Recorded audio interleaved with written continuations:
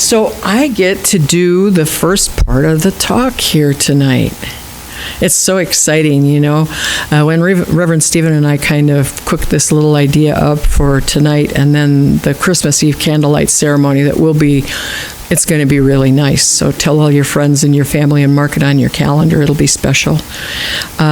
We talked about it, and it was really fun to think about sharing the message.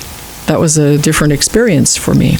So I'm very grateful for that. I'm grateful for all of you who are here that came to just hear about stuff. So I'm going to tell you a little story about Thanksgiving to get things started. So there's a man in Phoenix who calls his son in New York the day before Thanksgiving. And he says, I hate to ruin your day, but I have to tell you that your mother and I are getting a divorce after 45 years. I'm sick of her. And the son says, Pop, what are you talking about? What are you talking about? He says, well, we can't stand the sight of each other any longer, and we're sick of each other, and I'm sick of talking about this, so you can call your sister in Chicago and tell her about it, because I'm not going to bother. Well, the son is just beside himself. And he calls his sister in Chicago, and she just goes crazy over the phone, and she says, like heck, they're getting a divorce. I'll take care of this. So she calls Phoenix immediately, right? She gets Dad on the phone, and she screams at him, and she says, "You are. I'm calling my brother back. Until then, do you hear me?" The old man says, "I hear you." So he hangs up and he turns to his wife and he says, "Okay, they're coming for Thanksgiving and they're paying their own way." And they're paying their own way.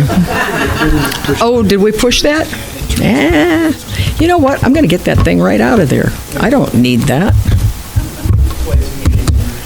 I didn't know it was. But I make a lot of noise anyway, so it's okay. So I thought that, I always like to know about stuff. I always have this need to know about how things start and where they come from and everything. That's how I got into science of mind, really. It was the only thing that made sense to me about how things happened. So, when Ernest Holmes called spirit the thing itself, I knew I was in the right place. So in keeping with that idea, I do want to share some Thanksgiving information that might be new or different for you. The idea of an annual harvest dates back to celebrations that were in ancient Greece. They used to have this 3-day autumn festival known as Thesmophoria. It was the celebration to honor the goddess Demeter, and she was the deity of food grains. Earth Mother was also a synonym for her. And it was to give thanks for the bounty and to ensure abundant future harvests. And harvest festivals were continued throughout many different civilizations and eras and times. Excuse me. The American tradition that we observe began with a 3-day feast that took place in 1621, and it was actually to celebrate the fact that the pilgrims had gotten through the winter and had been able to grow food and were still alive. So they had their feast with the Wampanoag Indian tribe that had welcomed them and taught them how to do farming and how to cultivate crops that were predominant in that area and have food to be able to live for the winter. So that happened in 1621, and then it became fixed as an annual celebration here in 1863 when President Lincoln declared a day of Thanksgiving in the midst of Civil War. Well, there were never any real regularities to this during the Revolutionary period. Sometimes that would be celebrated, sometimes it wouldn't. It depended. Then in 1789, George Washington proclaimed the first National Day of Thanksgiving and Prayer. And the holiday didn't become an annual tradition then. It wasn't until Lincoln's proclamation in 1863 that it became a tradition at the national level. Sometimes it would be observed by different peoples in different communities, and that was all fine and well. But then came the big thing that we all know now. In 1939, President Franklin Roosevelt changed the date of Thanksgiving from the final Thursday in November to the next to last Thursday in November, and he made this change specifically in the hopes that a longer Christmas shopping season would boost retailers' profits. And I have to say, I guess it worked, huh? Because we still spend a bundle of money on Black Friday, and now Black Friday starts in July, and you don't even know where it's going anymore. So there are also more festivals around the world that I found really interesting. There's the Kadazan festival in Malaysia, and the Malaysians believe that without rice, there is no life. So the Kadazan festival, celebrated in May, worships rice as an extension of the Creator, and thus the source of thriving life and existence on Earth. They celebrate the Creator, Bambazan, for his generosity in facilitating life on Earth. And this festival is a very beautiful day of giving thanks to the Creator. There's lots of rice wine and buffalo races and agricultural shows and what have you. And it's just a time of great celebration and thanksgiving for them. It came from a different kind of a background, because actually the story about what Bambazan did to make the rice happen is a little bit dismal, so we won't talk about that. But if you want to know about it, I'll talk to you afterwards. In Korea, they have the Chuseok Harvest Festival, and it's celebrated on the 15th day of the 8th lunar month. And it emphasizes respect and commemoration of elders and ancestral roots. It's aside from the usual Thanksgiving traditions where they still incorporate feasting and everything, but the families return to their ancestors' hometowns and hold memorials at relatives' grave sites with all of the special foods, and they have a special soup. They've got traditional rice cakes and special mushrooms. I don't know what kind of mushrooms they are, but they said special mushrooms. And so the people celebrate the dishes with freshly harvested rice. And while this is a holiday to honor family ancestors primarily, it's a special time for spreading happiness and togetherness amongst those you love. Now, in Ghana, they have the Festival of the Yams. Fascinating thing, because they grow yams. Yam is a primary food source for them. So Homawo is an African festival dedicated to the hopefulness, not to the yam, but to the hopefulness that the crops will be plentiful for the coming year, and no one will experience famine. It's celebrated in August or September, and it's centered around the new yam harvest, but it's not, they have the big feast about the yams, and they have special special dishes. But it's a time of celebration, and they do dancing, and they sing with animal masks, and do all of these theatrical kind of plays for celebrating life and the rituals of harvest, and acknowledging the end of the rainy season, and then desiring a fruitful harvest to last well into the new year. Well, in Germany, they have the Erntedankfest, and that is, interestingly enough, a religiously dominated celebration. Now, this is very interesting when you think about religious factions and how sometimes it seems like nobody ever gets along and we're all one. But in this particular Thanksgiving feast in Germany, both Catholics and Protestants celebrate and attend church services during this Thanksgiving celebration. It falls on the first Sunday in October, and they have multiple church services throughout the day with giant woven baskets filled with fruits and grains and everything, vegetables, and everything is blessed and distributed to the poor. Yeah, they distribute all of it. And after the church services in the middle of the day, then parties for children are hosted in the evenings. The celebratory food is very much the same as Thanksgiving here, but they have a special little dessert product. It's a sweet bread sprinkled with poppy seed that's called, I don't know what, Monstrezel. I don't know that's right, but my old grandpa sounded like that, so I have to think it's okay. In Israel, this is a very interesting Thanksgiving tradition. Very interesting Thanksgiving tradition.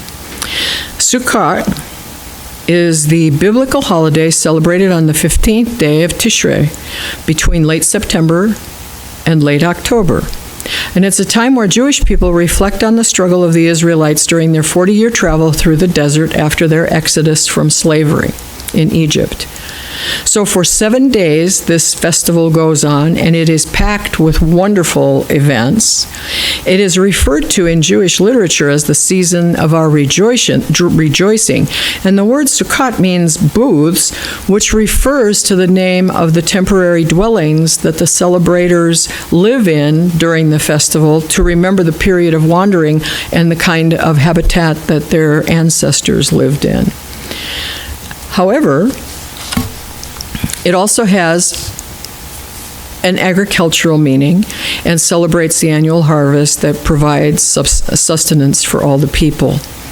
So in Pongal, India, are you ready for this? They go on for 4 days. And it's a time for giving thanks to nature.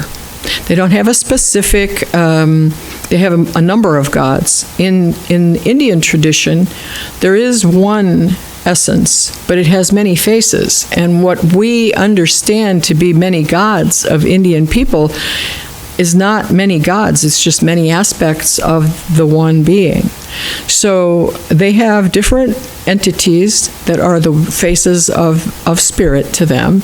And this 4-day long celebration is held in mid-January in southern India, and it contains a lot of rice, sugarcane, and turmeric. Now, the first day is the time for paying homage to Lord Indra, because Lord Indra is the ruler of the clouds and provides rain. And they celebrate the generosity of the water that made the crops grow, because rice is in water, you know. The second day is the performance of the ceremonial act of worship puja. And this is where the rice is boiled in milk and then symbolically offered to the sun god. So sugar and coconut and bananas are also put in small dishes, and everybody dresses up in traditional clothes. On the third day, noted as Matu Pongal, it's the day for the cows. And in representation of the legend of Shiva and Basava, his bull, the cows are adorned in decorations, beads, corn, and flowers, and they're paraded around the town. The jingling bells signal a time for celebrating, and the entire scene turns into one giant street party. On the fourth and final day of Pongal, the women of the house are required to wash a turmeric leaf and lay it on the ground, and then place Pongal rice around it, asking that the house and their brothers always prosper. So everywhere we look around the globe, there are ways that people have found to give thanks. And it's a very interesting thing, because there is that thread of life and that thread of truth that runs through all creation. And we live in our own little pod, so to speak, and so we only know what we do. And I always think that's why I like to bring some of these things to show us just how very similar we are in different ways, because that one spirit runs through everything. So now I'd like to have Reverend Stephen join me, and he will tell his stories too. For Nancy. Thank you. Check this one too. Thank you. Thank you. Well, happy Thanksgiving, everyone. So now that we have the complete history of the world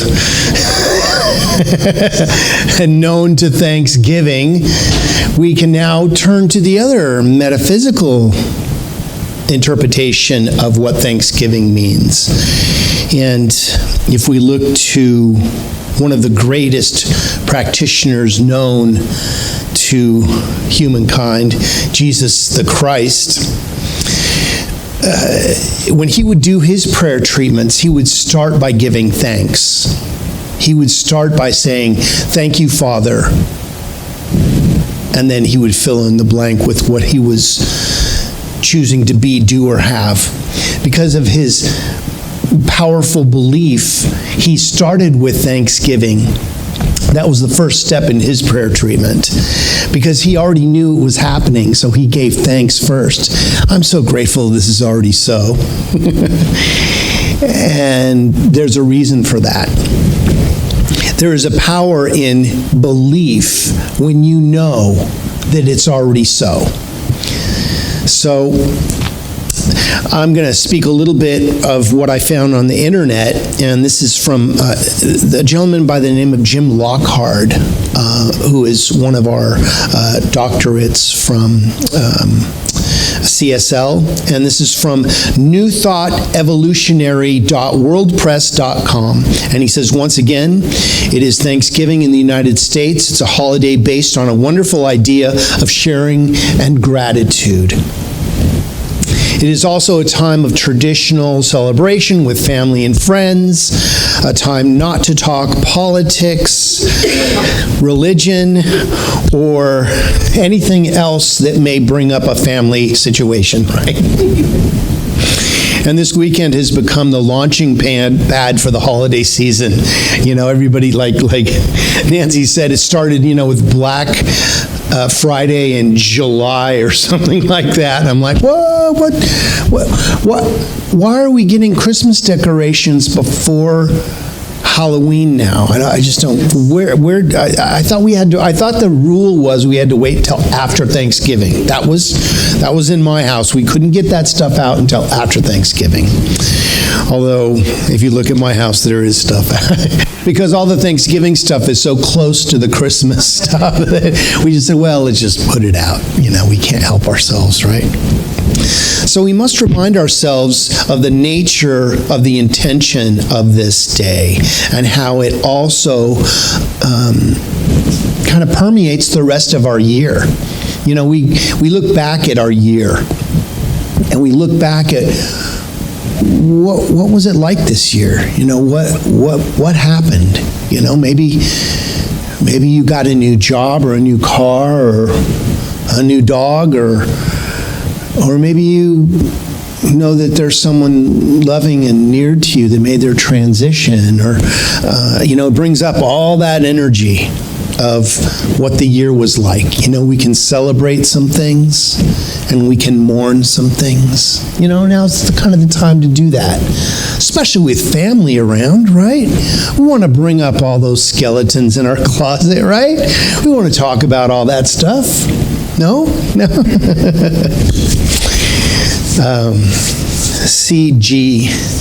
Young says, if our religion is based on redemption, our chief emotions will be fear and trembling. If our religion is based on wonder, our chief emotion will be gratitude. I think having gratitude for everything is key. So can we be thankful for our challenges? I always used to, how can I be thankful that I had that problem or that situation or that? And then when I realized that those things that came up before me were actually something to make me stronger or to release something that no longer served me. And when I could see it from that perspective, of course, hindsight, looking back on it, while you're walking through it, you never think of those things. It's always, why me? So we have to look at things differently. Whatever your experience of Thanksgiving is this year, you're always in a place of choice, a position of power as how you are going to feel and express those feelings. So it's up to you. It used to be that this was a time of overindulgence for me. I had to really watch myself around Thanksgiving, especially if I was around family, because I would want to numb myself to the point where I didn't care if they were talking politics, religion, or the skeletons in the closet. But I found a way to not have to go there anymore and to be able to look at my family as my source of entertainment. as seeing, if we were watching The Wizard of Oz, what role would parts of my family play? The Dorothy in the family and the and the wizard in the family, right? And the munchkins running around, I mean, the whole, when you can see it from that point, and I'm not talking about those funny mushrooms they were eating either. No, those days are long gone, thank God. But whether we're alone or in company, good or bad, we have a choice to make, is how we're going to see this Thanksgiving. And since we are at the eve of Thanksgiving, we get to make the choice now and choose to respond with love. And let's take a bigger perspective on it. Let's take a bigger perspective on this Thanksgiving. Let's see that person who's cooking with all their heart, making the peas pagoda or the ambrosia. It's my sisters. They loved that stuff, and I just couldn't stomach it. It was just one of those things, that they would make. But, as I got older, I started to appreciate that they were making it with all their heart. And I had to at least taste it. And when I got old enough that I had that perspective, I actually liked it. I was like, I've been missing out on my family's cooking all these years because, I didn't like it as a kid. And as you mature, your taste buds do also. And I realized that I liked some of that stuff. And I have a whole new perspective. So as metaphysicians, we know that gratitude is a creative force, an element of the creative process in the individual. It's a part that when we are grateful that something is happening, it triggers the infinite to tell the story that we believe that it's already so. And once we're into the gratitude of it, everything shifts. Everything slides to on position. When we are in a state of gratitude for what we have and not even yet received it, we are creating a consciousness of receptivity to that good. Henry David Thoreau says, I am grateful for what I am and have. My thanksgiving is perpetual. It is surprising how contented one can be with nothing definite, only a sense of existence. Can we be thankful for just the sense of existence and how powerful it is just to be alive? We don't have to be thankful for anything. Sometimes, when you get a windfall, it's like, oh, thank you, God. But can we be thankful for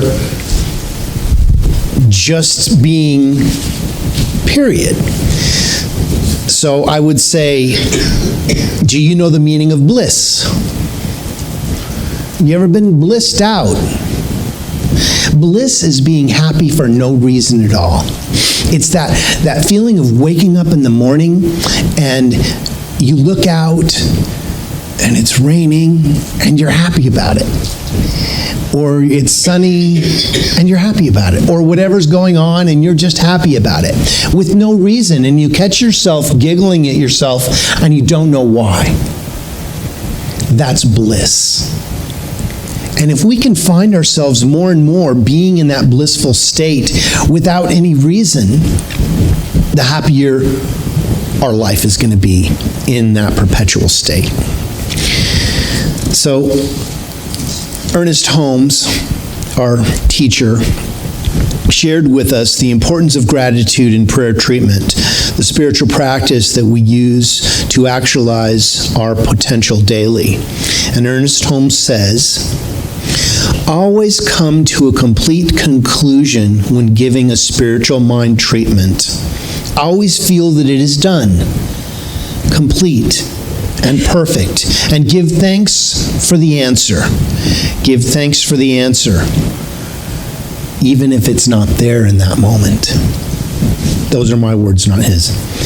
And then he goes on to say, the treatment should be repeated daily until a healing takes place. If it takes 5 minutes, 5 hours, 5 days, or 5 years, the treatment must be kept up until a healing is accomplished.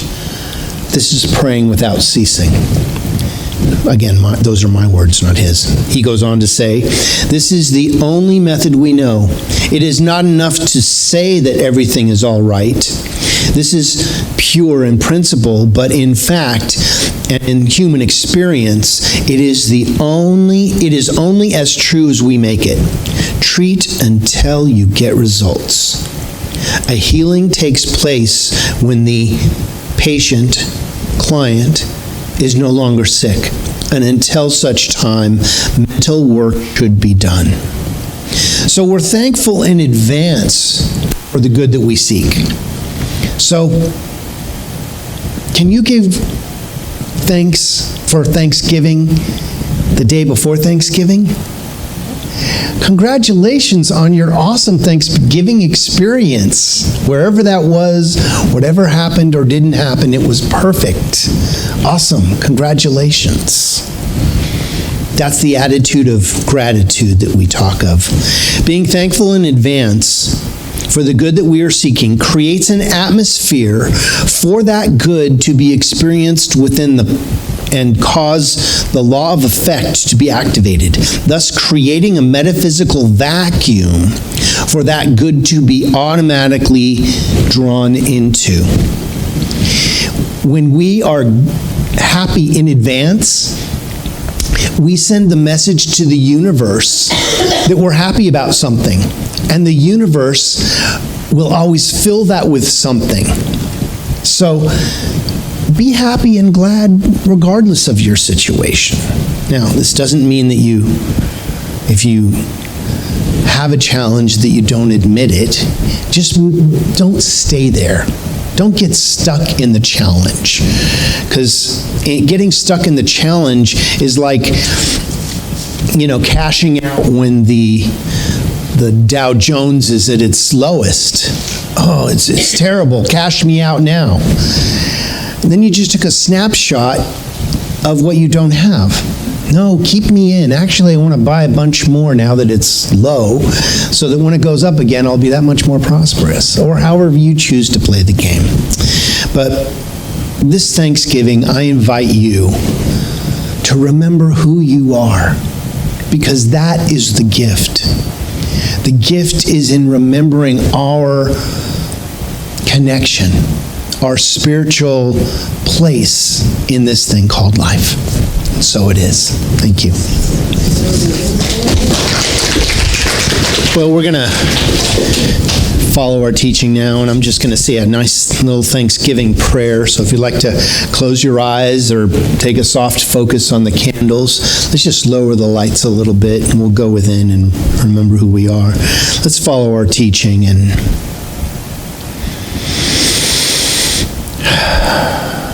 so I invite you to bring to the forefront of your consciousness what you choose to believe the power of creation is for you.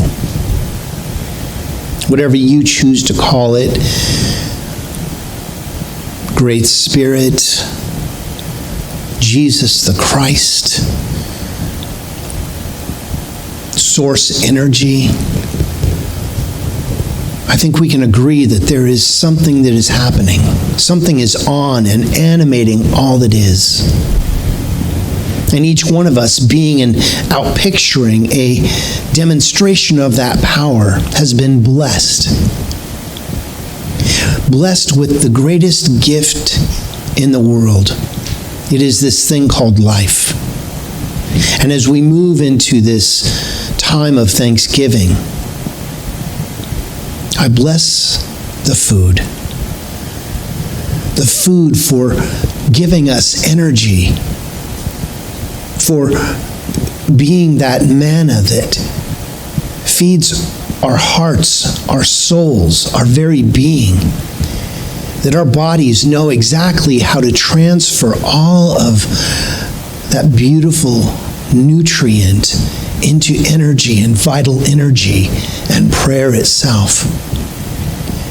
I bless the hands that have prepared that food, have taken the time to make it special, to give of their self in that preparation that make each bite so delicious and satisfying. I give great thanks for the metaphysical food of our sharing with each other, of our love and our story and our talents as we pool our energy this Thanksgiving. I give great thanks for the ability to think freely, to choose and to move about this planet in a free sense, and for all of our blessings, and all of the blessings that are on their way to us that we may not even know about. We give great thanks. Thank you, divine power of wisdom, for gifting us with knowledge, the ability to work things out, to know, and to choose and to trust. We give great thanks for this time together, for this space, for this place, and for the energy of love that is the very glue that holds everything together. As we let go, we release this word directly into the living, loving law of God, where it is returned in a way that makes sense, is identifiable, and blesses everyone in a beautiful way, as we affirm it together by saying, and so it is. Amen.